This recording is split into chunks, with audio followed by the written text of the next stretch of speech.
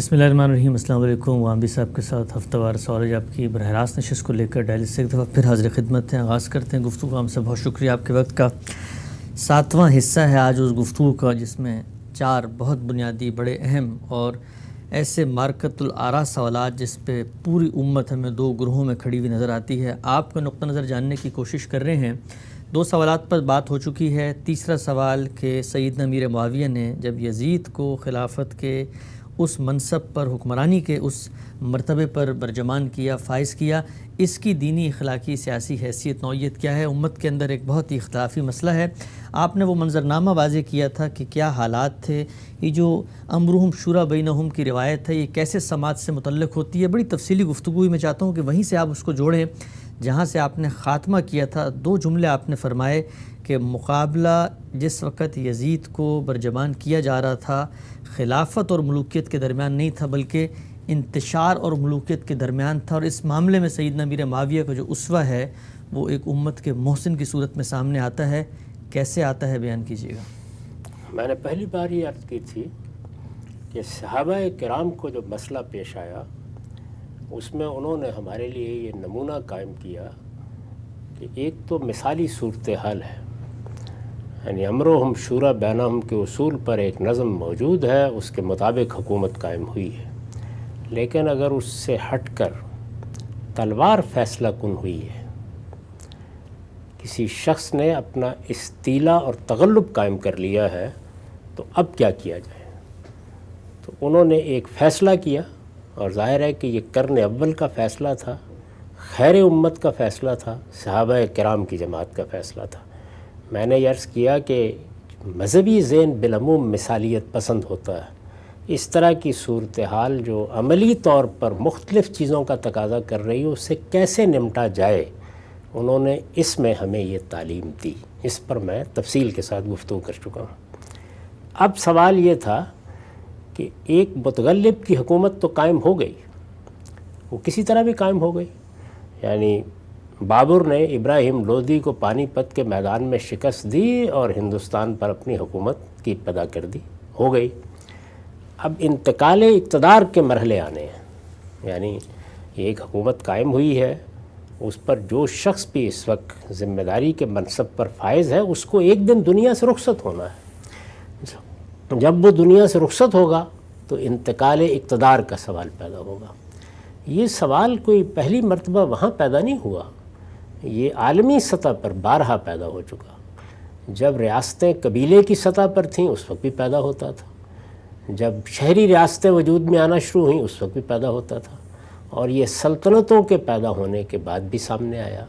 تو میں نے یہ عرض کیا تھا کہ جو جمہوری اصول ہے یا امرہم شورا بینہم کا اصول ہے، یہ اصول تو فلسفے کے سامنے بھی رہا، حکمت کے سامنے بھی رہا، اور اس کو اللہ تعالیٰ نے بھی بیان کر دیا ہے، لیکن جب انسانوں کے ساتھ اس کا تعلق قائم ہوا ہے تو عملی طور پر یہ تو ممکن ہو گیا کہ چھوٹی جماعتوں میں اسے روبہ عمل کر لیا جائے، یہ بھی ممکن ہو گیا کہ اس سے آگے بڑھ کر سٹی اسٹیٹ میں یا کسی شہری ریاست میں، جیسے مدینہ کی ریاست ابتدا میں تھی، اس پر عمل کر لیا جائے، لیکن سلطنتوں کے زمانے میں آ کر یہ ناقابل عمل ہو گیا۔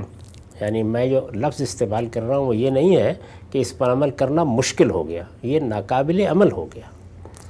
یعنی اب وہ کیا طریقہ اختیار کیا جائے کہ جس سے اس پوری سلطنت میں جو لوگ موجود ہیں ان کی ریپرزنٹیشن ہو سکے، کیونکہ اور تو کوئی طریقہ نہیں ہے نا۔ یا آپ ایک ایک فرد کو شامل کریں گے، 10,000 کے قریب صحابہ کرام تھے ابتدا میں، چلیے 1 لاکھ کی تعداد ہو گئی، یہ قابل عمل ہوگا۔ لیکن میں نے عرض کیا کہ ایک بڑی سلطنت قائم ہوئی، یعنی جو پہلی سیاسی تبدیلی آئی وہ مدینہ کی ریاست کے جزیرہ نما عرب تک وسیع ہو جانے کی تھی۔ اب جو سیاسی تبدیلی آئی وہ یہ ہے کہ ایک بہت بڑی سلطنت کہ اس زمانے کے بہت سے ملک اس کے صوبے بن گئے اور وہ بر اعظموں کی سرحدوں تک پھیل گئی۔ اتنی بڑی سلطنت میں اس اصول کے مطابق حکومت کیسے قائم کی جائے؟ یہ وہ سوال ہے کہ جس سوال پر ہم بعض اوقات سیاسی حقائق کو بالکل نظر انداز کر کے فتویٰ دینے لگتے ہیں۔ یعنی یہ ایک بڑا اہم سوال ہے، کیا طریقہ اختیار کیا جائے؟ اس میں میں نے یہ گزارش کی تھی کہ اللہ تعالیٰ نے انسان کو بنایا ہی اس طرح ہے کہ اس میں قوت ایجاد اپنا اظہار فی الفور نہیں کر دیتی، بلکہ اس میں صدیوں تک انتظار کرنا پڑتا ہے۔ اس زمانے میں آپ اطمینان کے ساتھ بیٹھ کے کہتے ہیں کہ امریکہ جیسے بڑے ملک میں، کینیڈا جیسے بڑے ملک میں، روس جیسے بڑے ملک میں، ہندوستان جیسے بڑے ملک میں، چین جیسے بڑے ملک میں ہم انتخابات کرا دیں گے۔ یہ کیسے ممکن ہوا ہے؟ یہ اس لیے ممکن ہوا ہے کہ انسان نے بے شمار ذرائع ایسے پیدا کر لیے ہیں جن میں اب آپ کے لیے رابطہ کرنا، پہنچنا، اطلاع دینا یہ چشم زدن کا معاملہ بن گیا ہے۔ یعنی اس وقت تو اگر آپ بیٹھ کے یہ سوچیں کہ نمائندے بھی کیا کرنے ہیں منتخب کر کے، ہر معاملے میں ساری قوم سے رائے لے لی جائے، تو یہ بھی ممکن ہو گیا۔ لیکن کیا یہ پہلے دن ممکن ہو گیا تھا؟ کیا یہ جس وقت رومن ریپبلک، رومن امپائر میں تبدیل ہو رہا تھا اس وقت ممکن ہو گیا تھا؟ کیا یہ جب ساسانی سلطنت وجود پذیر ہو رہی تھی اس وقت ممکن ہو گیا تھا؟ جب بازنطینی حکومت قائم ہو رہی تھی اس وقت ممکن ہو گیا تھا؟ یہ صدیوں تک ممکن نہیں ہو سکا۔ اس لیے میں نے یہ عرض کیا تھا کہ معاویہ رضی اللہ عنہ کے سامنے یہ آپشن ہی موجود نہیں تھا، یعنی یہ ختم ہو گیا۔ جو آپ نے خلفائے راشدین کا طریقہ دیکھا وہ ایک شہر کے حد تک یا اس سے زیادہ آگے بڑھ کر قبائلی معاشرے کے حامل ایک ملک کی حد تک ممکن تھا۔ اس سے آگے اس پر عمل کرنا ممکن ہی نہیں تھا، ممکن ہی نہیں تھا۔ جب ایک چیز ممکن ہی نہیں ہے تو وہ زیر بحث کس طریقے سے لائی جا سکتی ہے؟ اور میں نے یہ گزارش کی تھی کہ اس معاملے میں تینوں چیزوں کو الگ الگ سمجھ لینا چاہیے۔ یعنی خود انسان، کیا اس کا شعور اس سطح پر پہنچ گیا ہے کہ اس طرح کا کوئی نظام بنایا جا سکتا ہے؟ ذرا اس شعور کی داستان بھی سن لیجیے۔ اللہ تعالیٰ نے یہ بات قرآن میں بیان کی ہے کہ بنی اسرائیل نے ایک موقع کے اوپر بادشاہت کا خود تقاضا کیا۔ کیوں کیا؟ اس کی تفصیل بیان کی ہے۔ اب ذرا وہ تفصیل دیکھیے کیا ہے۔ یہ بات تو قرآن میں بیان ہوئی ہے، لیکن اس کی تفصیل آپ کو سیموئیل میں ملے گی۔ بائبل کی سیموئیل 1 میں 8ویں باب میں یہ پوری تفصیل بیان ہوئی ہے۔ اچھا، وہ کیا ہے؟ وہ یہ ہے کہ جس وقت سیدنا موسیٰ علیہ السلام دنیا سے رخصت ہوئے تو ان کے بعد بھی یوشع کو یا یشوع کو، اگر عربی تلفظ لیں تو اقتدار منتقل ہو گیا۔ ان کی حیثیت بالکل وہی تھی جو صدیق رضی اللہ عنہ کی تھی۔ یہ جماعت کتنی ہے؟ اب آ کے کوئی 1.5-2 کروڑ 2.5 کروڑ تک پہنچی ہے۔ اب اس زمانے میں یعنی چند ہزار لوگ تھے، پھر چند لاکھ ہوئے۔ بنی اسرائیل کی جماعت، اس میں یشوع کے بعد جو طریقہ اختیار کیا گیا وہ یہ تھا کہ اللہ تعالیٰ اوپر سے رہنمائی کر رہے ہیں اور نیچے بس ایک حکمران کا تقرر ہو جاتا ہے۔ یشوع کے بعد اس کے لیے قاضی کا لفظ اختیار کیا گیا۔ چنانچہ اب بائبل میں یہ دیکھتے ہیں کہ یشوع کے بعد قضات کی کتاب ہے، یعنی قاضی لوگ وہ مقرر ہو جاتے تھے۔ کوئی دوسرا نظام قائم نہیں کیا گیا۔ کہہ سکتے ہیں آپ کہ بڑی حد تک اللہ تعالیٰ کی طرف سے تائید، لوگوں کی طرف سے انتخاب کی بنیاد پر ایک سادہ نظام چل رہا ہے، اور ایک بڑی چھوٹی سی جماعت میں چل رہا ہے، یعنی ہزاروں افراد پر مشتمل ایک جماعت ہے جس میں یہ نظام چل رہا ہے۔ یہ بڑے طویل عرصے تک چلتا رہا، یہاں تک کہ سیموئیل نبی اللہ تعالیٰ کی طرف سے نبوت کے منصب پر بھی فائز ہوئے، اور یہ قضاء کا منصب بھی انہی کے پاس تھا۔ وہ بوڑھے ہو گئے۔ جب وہ بوڑھے ہو گئے اور انہوں نے اپنے کچھ جانشینوں کا تقرر کیا تو قوم کے لوگ اس پر مطمئن نہیں ہوئے۔ اچھا، اور انہوں نے اپنے اضطراب کا بار بار اظہار کیا اور یہ کہا کہ ہمارے گرد و پیش میں جتنی ریاستیں ہیں یا سلطنتیں ہیں یا قومیں ہیں وہاں بادشاہت قائم ہے، تو ہمارے لیے بھی آپ ایک بادشاہ کا تقرر کریں۔ اب یہ بادشاہ کا تقرر کریں، یہ دیکھیے اس کا مطلب کیا ہے؟ اس کا مطلب یہ ہے کہ ابھی انسانی حقوق کا وہ احساس، ابھی وہ خود نگری، ابھی وہ خود شناسی پیدا نہیں ہوئی۔ یعنی انسان کے بارے میں نے پیچھے بھی یہ عرض کیا تھا کہ ایک ہے اس کا اخلاقی شعور اور ایک ہے اس کا مذہبی احساس، یہ تو وہ لے کے آیا ہے، یہ پہلے دن نمودار ہو جائیں گے۔ لیکن ایک ہے اس کا سماجی شعور یہ وقت کے ساتھ سامنے آتا ہے. جس طرح قوت ایجاد کے نتائج وقت کے ساتھ نکلتے ہیں، اس کے بھی وقت کے ساتھ ہی نکلتے ہیں. اس زمانے میں بھی انسان کا معاملہ یہ ہے کہ وہ اپنی فطرت میں یہ داعیہ رکھتا ہے کہ جو لوگ اس کے اوپر حکومت کریں وہ بہت شان و شکوہ کے ساتھ حکومت کریں. جس طرح ہر انسان اپنے لیے ایک شان، ایک مرتبے کا احساس پیدا رکھتا ہے، جس کو بیان کیا نا بعض فلسفیوں نے کہ آدمی کے اندر جس طرح جنس کی جبلت ہے، جس طرح بھوک کی جبلت ہے، پیاس کی جبلت ہے، اسی طرح برتری کی جبلت بھی ہے. اور ایڈلر نے اپنے فلسفے کی بنیاد اس پر رکھی، برتری کی، تفوق کی جبلت. اس تفوق کی جبلت کا ایک انفرادی ظہور ہوتا ہے، ایک اس کا قومی ظہور ہوتا ہے. لوگ یہ شعر پڑھنے کی حد تک تو پڑھ لیتے ہیں کہ سلطنت اہل دل فقر ہے شاہی نہیں، لیکن کسی فقیر کو آسانی کے ساتھ اپنے حکمران کے طور پر قبول کرنے کے لیے تیار نہیں ہوتے. یعنی بادشاہ چاہیے، کوئی عظمت کا احساس ہو. کیا سبب ہے اس بات کا کہ اس 21ویں صدی میں بھی آپ دیکھتے ہیں کہ جمہوریت کی ماں کہا جاتا ہے برطانیہ میں بادشاہت موجود ہے، آج بھی موجود، اور اب بھی آپ لوگوں سے پوچھیں تو ایک بڑی تعداد اس کے حق میں رائے دے گی. تو انسانی فطرت میں یہ چیز ہے، اس کا ظہور ہوا. اب میں نے یہ مثال اس لیے پیش کی ہے کہ انسانی معاشرے میں اگر مجھے اقبال نے کہا ہے نا کہ ہم نے خود شاہی کو پہنایا ہے جمہوری لباس، جب ذرا آدم ہوا ہے خود شناس و خود نگر. تو یہ خود شناسی اور خود نگری اگر قومی سطح پر موجود نہیں ہے تو دیکھیے بنی اسرائیل نے کیا مطالبہ کر دیا. اس مطالبے پر اللہ تعالیٰ کی طرف سے جواب ہے. اچھا، وہ جواب 8ویں باب میں نقل ہوا ہے، پڑھیے پھر دیکھیے کیا ہے. اللہ تعالیٰ فرماتے ہیں کہ تمہارا بادشاہ تو میں رہا ہوں موسیٰ علیہ السلام کے زمانے سے لے کے اب تک. اچھا، میری طرف سے معاملات دیکھے جاتے رہے ہیں. تم بادشاہ چاہتے ہو، وہ تمہیں اپنے دربار میں بلائے گا، وہ تمہارے نوجوانوں سے بیگار لے گا، وہ تمہاری لڑکیوں سے خدمت لے گا اور انہیں کنیزیں بنائے گا. تو یہ چاہتے ہو تم، یہ پیش نظر ہے تمہارے. یعنی ملوکیت کے جتنے بھی پہلو ہو سکتے ہیں وہ سب کے سب اس میں بیان کیے ہیں سیموئل نبی نے اللہ تعالیٰ کی طرف سے. یہ سارے بیان کرنے کے بعد بھی بنی اسرائیل نے کیا کہا؟ ہمیں بادشاہ چاہیے. قرآن نے اس کو نقل کیا واقعے کو، ہمیں بادشاہ چاہیے. انہوں نے اپنے پیغمبر سے یہ تقاضا کیا. اللہ تعالیٰ نے فرمایا ٹھیک. یہ اللہ تعالیٰ نے جو فرمایا ٹھیک ہے، یہ کیا چیز ہے؟ یعنی اس سے یہ واضح ہو گیا کہ ایک بڑی چھوٹی سی جماعت میں بھی ابھی وہ سماجی شعور نہیں پیدا ہوا، وہ سیاسی شعور نہیں پیدا ہوا کہ اس کے ہاں ایک جمہوری نظام وہاں ممکن تھا.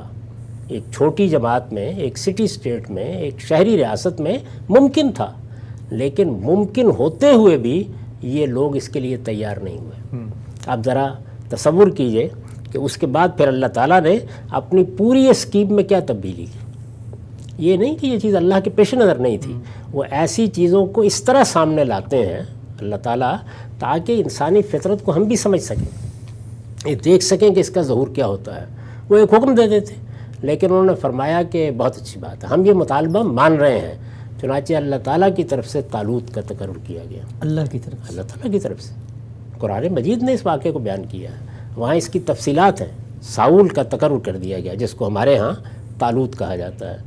جب ان کا تقرر کر دیا گیا تو آپ جانتے ہیں کہ پھر بادشاہت کی ابتدا ہو گئی، اور بادشاہ تھے سیدنا داؤد، بادشاہ تھے سیدنا سلیمان، اور ان کو پیغمبری دی گئی. یعنی یہ وہ تعلق ہے. امرہم شورا بینہم اس وقت بھی صحیح اصول تھا.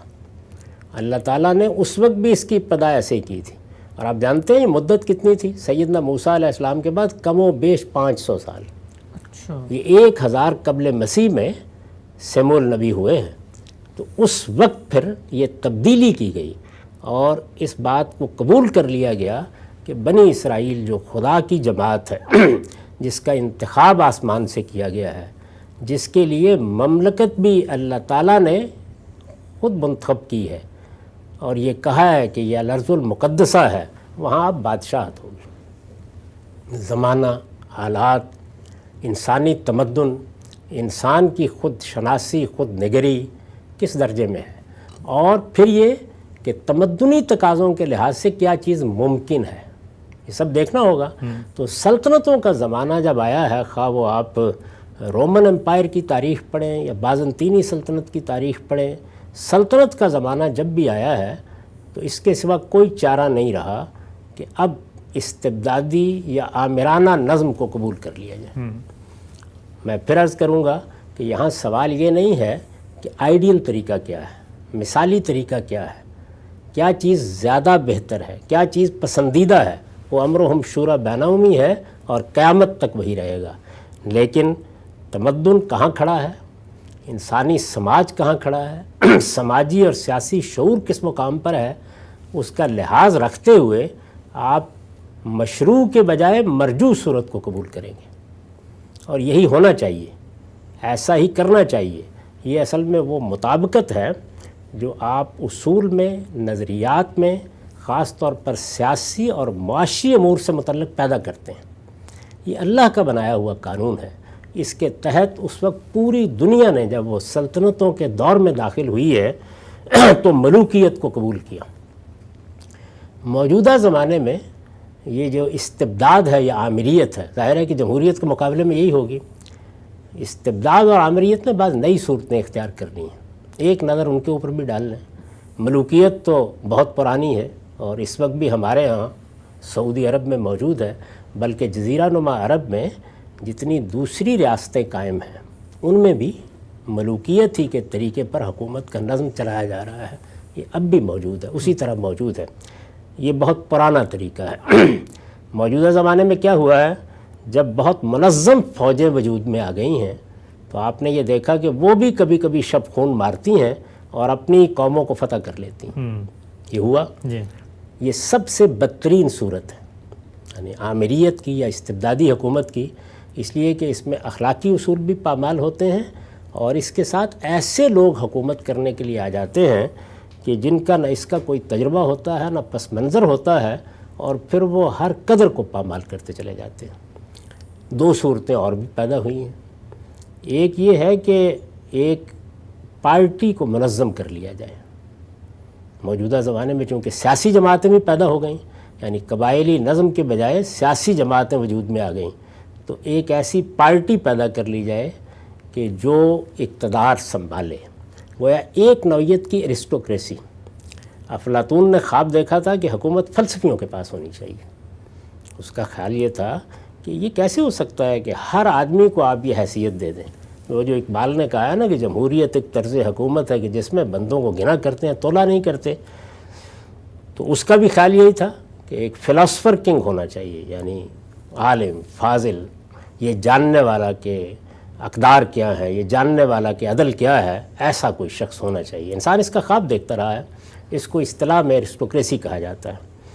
تو ایک نوعیت کی ایرسٹوکریسی ظاہر ہے ایک پارٹی کی حکومت میں وجود میں آ جاتی ہے، ایک نظریے کے ماننے والوں کی ایک منظم اقلیت آپ نے پیدا کر لی، اور ایک پارٹی ہے کہ جس کو اب اقتدار حاصل ہو گیا ہے، باقی لوگ اس کی آمریت کو قبول کرتے ہیں، اس کے استبداد کو قبول کرتے ہیں۔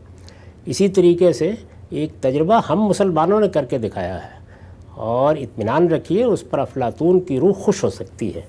وہ یہ ہے کہ علماء کی حکومت، یعنی ظاہر ہے کہ فلسفی کیا برتری رکھتے ہیں، وہ علم رکھتے ہیں، شعور رکھتے ہیں، وہ انسانوں کے درمیان سے اقدار کو، عدل کو، انصاف کو، اس کے ظہور کو بہتر سمجھ سکتے ہیں۔ افلاطون کا استدلال یہی تھا۔ تو ظاہر ہے کہ اسی کو ایک آپ مذہبی معاشرے میں لے آئیے تو کون لوگ ہوں گے؟ وہ علماء ہی ہوں گے، وہ علم و دانش کی حکومت۔ تو اس کا ایک نمونہ ہم نے ایران میں پیش کیا ہے، ایک دوسرا نمونہ اب ہم افغانستان میں پیش کرنے جا رہے ہیں۔ اس میں بھی کیا ہوگا؟ استبداد اور آمریت ہوگی۔ تو یہ چیزیں تو زمانے نے بہت کروٹیں لیں اور تاریخ نے بہت ورق بدلے ہیں، اس کے بعد وجود میں آئی ہیں۔ اس وقت جب یہ مسئلہ درپیش تھا، پوری دنیا میں اگر کوئی متبادل صورت موجود تھی، اسٹیبلش تھی، سلطنتوں نے اس کو اختیار کر رکھا ہوا تھا، وہ کیا تھی؟ ملوکیت۔ اس لیے معاویہ رضی اللہ عنہ کے سامنے پہلا انتخاب تو تھا ہی نہیں، اب انہیں کس چیز کا انتخاب کرنا تھا۔ اور یہاں میں تھوڑی دیر کے لیے ٹھہر کر آپ کو یہ بھی بتا دوں کہ یہ ملوکیت کا طریقہ اختیار کیوں کیا گیا؟ یعنی آپ یہ کیوں کہتے ہیں کہ بڑا بیٹا حکومت سنبھال لے گا، اسی خاندان کا کوئی فرد؟ اس لیے کہ اصلی مسئلہ انتقال اقتدار میں پرامن انتقال اقتدار ہے۔ جس چیز کو کسی حال میں بھی انسانی علم و عقل گوارا نہیں کرتے، وہ ہے بار بار انتشار کا پیدا ہونا، خانہ جنگی کا پیدا ہونا۔ میں نے جو بہت ابتدا میں گفتگو کی تھی اس میں آپ کو یہ بتایا تھا کہ اللہ تعالیٰ جس طرح عالم پیدا کرتا ہے، شاعر پیدا کرتا ہے، ادیب پیدا کرتا ہے، حوصلہ مند لیڈر بھی پیدا کرتا ہے، اور وہ چاہتے ہیں کہ وہ آگے بڑھیں، نظم سنبھالیں۔ اس زمانے میں آپ نے اس کا طریقہ ایجاد کر لیا، یعنی یہ کہ سیاسی جماعتیں بنا لیجئے، جن لوگوں کو بھی یہ شوق ہے وہ اس میدان میں آئیں، وہ آ کے اپنا نقطہ نظر پیش کریں اور لوگوں سے رائے لے لی جائے۔ گویا بیلٹ کے ذریعے سے آپ پرامن انتقال اقتدار یا پرامن طریقے سے فصل نزاع کی صورت پیدا کرنے میں کامیاب ہو گئے۔ اس وقت کیا کیا جاتا اس کے لیے؟ اگر آپ اس کے لیے کوئی دوسرا راستہ بھی اختیار کریں اور آج کے زمانے میں بھی اختیار کر کے دیکھ لیں، یعنی یہ تو جمہوریت کا راستہ ہے نا، یہ نئی ایجاد ہے، اس کے سوا جو راستہ بھی آپ اختیار کریں گے، لیڈرشپ کی صلاحیت رکھنے والے لوگوں کے مابین نزاع لازماً برپا ہو جائے گا، آپ اسے روک نہیں سکتے۔ یہی وہ سبب ہے کہ آپ یہ دیکھتے ہیں، یعنی ہمارے ہاں تو لوگ بہت مثالی نوعیت کی گفتگو شروع کر دیتے ہیں، آپ یہ دیکھتے ہیں کہ آپ کے یہاں سیاسی جماعتیں بنتی ہیں، جب وہ بننے کا عمل کر رہی ہوتی ہیں تو بالکل اسی طرح سے کوئی بڑی شخصیت سامنے آ جاتی ہے، وہ بڑی شخصیت اپنے کارناموں کی بنیاد پر، اپنی لیڈرشپ کی بنیاد پر، اپنی غیر معمولی شخصیت کی بنیاد پر لوگوں میں اپنا اثر و رسوخ قائم کر لیتی ہے۔ اب آپ کے لیے کوئی چارہ اس کے سوا نہیں ہوتا کہ اسی کی اولاد میں قیادت کو باقی رکھیں۔ اپنے ملک پر ایک نظر ڈال کے دیکھ لیجیے، یعنی ہمارے ہاں مذہبی جماعتیں بھی ہیں، سیاسی جماعت میں بھی ہیں، وہ جماعتیں کہ جو لبرل نظریات کی حامل رہی ہیں، مثلا پیپلز پارٹی کو دیکھیں، مثلا ANP کو دیکھیں، وہ جماعتیں جو مذہبی تاثر کے ساتھ ہیں، مثلا جمعیت علماء اسلام کو دیکھ لیجئے۔ میں سیاسی جماعتوں کی بات کر رہا ہوں، یہ خیال نہ کیجیے گا کہ جماعت اسلامی کا ذکر کیوں نہیں ہو رہا، وہ اپنی اصل کے لحاظ سے کوئی سیاسی جماعت ہے ہی نہیں، نہ اس طریقے سے بنی ہے، اس کے بارے میں الگ سے گفتگو کی جا سکتی ہے۔ جو سیاسی جماعتیں ہیں، خواہ وہ مذہبی پس منظر سے ہیں، خواہ وہ سیاسی پس منظر سے ہیں، مسلم لیگ کو دیکھ لیں۔ یہ کیوں کیا جاتا ہے؟ اس لیے کیا جاتا ہے کہ قیادت کے معاملے میں نزاع کا خاتمہ کر دیا جائے۔ جب آپ اس کو ایک خاندان تک محدود کر دیتے ہیں، جب اس کے لیے آپ ایک طریقہ متعین کر دیتے ہیں کہ مثلا بڑے بیٹے کو منتقل ہو جائے گا، یا اولاد میں سے کسی کا نام لے دیا جائے گا تو اس کو منتقل ہو جائے گا، تو دوسری جانب خود آپ کے امراء میں، آپ کے ساتھیوں میں، آپ کے مصاحبین میں بڑے بڑے لوگ ہوتے ہیں، ان کی بڑی شخصیات بھی ہوتی ہیں، وہ علم و عقل میں بھی ممتاز ہوتے ہیں، لیکن ان کے سپرد معاملہ کیوں نہیں کیا جاتا؟ اس لیے نہیں کیا جاتا کہ نزاع پیدا ہو جائے۔ سب کا اتفاق نہیں ہوگا، سب کا اتفاق نہیں ہوگا، ہر شخص یہ کہے گا کہ پھر میں کیوں نہیں۔ وہ جو ہے تو ایک لطیفے کی بات، ایک مرتبہ مولانا سید اللہ صاحب مودودی نے کسی مجلس میں دیکھا کہ لوگوں کا ایک کے بعد دوسرا نکاح ہو رہا ہے، تو انہوں نے کہا کہ جب بھی سنتا ہوں کوئی عقد کہیں ہوتا ہے، حسرت آتی ہے کہ افسوس کہ میں کیوں نہ ہوا۔ یہ لیڈر لوگ بھی کہتے ہیں کہ میں کیوں نہ ہوا، تو یہ چیز پیدا ہو جاتی ہے۔ اس کا فیصلہ کیسے کیا جائے؟ تو جمہوری روایات جہاں پختہ ہو جاتی ہیں، جہاں قومی شعور بہتر ہو جاتا ہے، جہاں قومی شعور اس درجے میں پہنچ جاتا ہے کہ آپ اطمینان کے ساتھ یہ کہہ سکتے ہیں کہ وہ لوگ جن کو ہم نے ایک فوج کی صورت میں منظم کیا، خود اسلحہ دیا ہے، وہ اپنی توپ اور اپنی تلوار اور اپنی بندوق لے کر حکومت پر قبضہ نہیں کریں گے۔ جب اس درجے میں شعور پہنچ جاتا ہے تو ان ملکوں میں سیاسی جماعتوں میں بھی یہ تبدیلی آ جاتی ہے۔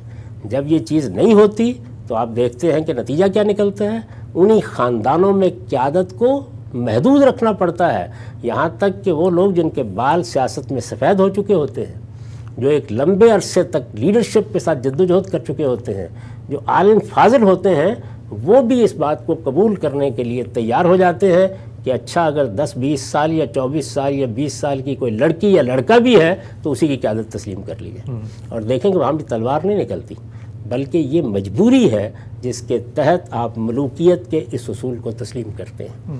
تو دنیا نے جس وقت وہ اس منزل پر پہنچ گئی کہ اب بڑی سلطنتیں قائم ہوں گی، تو میں نے عرض کیا کہ جمہوریت کا امکان ہی نہیں تھا۔ اس لیے بھی نہیں تھا کہ قومی شعور، سیاسی شعور، سماجی شعور اس درجے تک پہنچا نہیں تھا۔ ایسا کوئی ایوان بنانا ممکن نہیں تھا جو لوگوں کی نمائندگی کر سکے۔ قوت ایجاد نے وہ ذرائع نہیں پیدا کیے تھے کہ کہ اس طرح آپ انتخابات کرا سکیں. اس لیے یہ تو آپشن ہی نہیں تھا، انتخاب ہی نہیں تھا. اس مرحلے پر انتخاب یہ تھا کہ دنیا میں جو اس وقت طریقہ رائج ہے وہ ملوکیت کا طریقہ ہے، کیا اسی کو اختیار کر لیا جائے. تو معاویہ رضی اللہ عنہ نے اس مرحلے پر یہ فیصلہ کیا اور یہ ان کا فیصلہ ہے. اور میں یہ عرض کرتا ہوں کہ تدبیر اور سیاست میں یہ کوئی آسان فیصلہ نہیں تھا. پیچھے امرہم شورا بینہم کی روایت، لوگ کیا کہیں گے، ایک مشروع طریقے کو چھوڑ کر مرجوع طریقہ اختیار کیا جا رہا ہے، لیکن جو تدبیر اور سیاست کی گہرائی ہے اس کو سمجھنے والی شخصیت نے یہ فیصلہ کیا اور اس طرح مسلمانوں کی اس سلطنت کو بچا لیا جس پر آج آپ افتخار کا اظہار کرتے ہیں. اگر اس سے کوئی مختلف فیصلہ کیا جاتا تو آپ جانتے ہیں نتیجہ کیا نکلتا، خانہ جنگی ہوتی، چھوٹے چھوٹے ٹکڑوں میں پوری سلطنت بٹ جاتی. آپ انسانی تمدن اور انسانی ساخت اور انسانی شخصیت کو کسی سانچے میں آسانی سے نہیں ڈال سکتے. اس وقت لوگ خلافت کی بات کرتے ہیں، پیچھے 12 صدیوں کی تاریخ ہے، آپ پھر بھی 55 ممالک کو آمادہ نہیں کر سکتے کہ وہ ایک قیادت کے تحت جمع ہو جائے. ان حقائق کا ادراک کرتے ہوئے یہ میں کہتا ہوں کہ یہ اللہ کا شکر کرنا چاہیے کہ ایک ایسی شخصیت موجود تھی جو اس طرح مثالیت پسند نہیں تھی کہ پوری کی پوری قوم، ملت، پوری سلطنت کو انتشار کے حوالے کر دیتی. انہوں نے یہ فیصلہ کیا اور یہ فیصلہ بالکل ٹھیک تاریخی عوامل کے تحت کیا. یہ تاریخ کا جبر تھا، اس کے پیچھے کوئی برے محرکات نہیں تھے. ہمارا وقت یہاں پہ مکمل ہوتا ہے. آج کی نشست ایک غیر معمولی نشست تھی. آپ نے جس زاویے سے اپنا نقطہ نظر بیان کیا، اتفاق و اختلاف سے بالاتر ہو کر بات آپ کی واضح ہوتی ہے. کیا منظرنامہ تھا، کیا صورتحال تھی جس میں یہ فیصلہ کیا گیا. دنیا کی تاریخ، انسان کا ارتقاء، تمدن، سب حالات کیا بتاتے ہیں. کچھ سوالات ہیں، تشنگی باقی ہے. میں پوچھوں گا آپ سے اگلی نشست میں کہ فصل نزاع کیا، پریکٹیکل پریگمیٹک طریقہ اپنایا، لیکن نزاع تو 1400 سال سے امت میں دو دھاروں میں آج بھی موجود ہے. اس کا کیا حل نہیں ہو سکتا تھا؟ مقابل میں آل محمد کھڑے ہوئے تھے، نواسہ رسول بھی تھے، بادشاہی بنانا تھا، آگے جاری کرنا تھا، تو وہاں پر نظر انتخاب کیوں نہیں گئی؟ ان تمام موضوعات پہ بات کروں گا اور پوچھوں گا کہ سیدنا حسین کے اقدام کی نوعیت کو آپ کیسے دیکھتے ہیں. وقت ہمارے یہاں پہ مکمل ہوتا ہے. دوبارہ حاضر خدمت ہوں گے. اب تک آپ کے وقت کا بہت شکریہ.